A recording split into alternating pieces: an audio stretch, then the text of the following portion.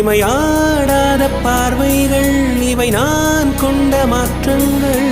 சொல் என்னும் ஓர் நெஞ்சம், எதிரில் என்னும் ஓர் நெஞ்சம், எதிர்பார்க்காமல் என் வாழ்வில் ஒரு போர்க்காலம் ஆரம்பம். இருதயமே துடிக்கிறதா, துடிப்பது போல் நடிக்கிறதா, உரைத்திடவா மறைத்திடவா, ரகசியமாய் தவித்திடவா. ஒரு பெண்ணின் நிறைவென்ன செய்யும், என்னை கத்தி இல்லாமல் கொய்யும், இதில் மீளவ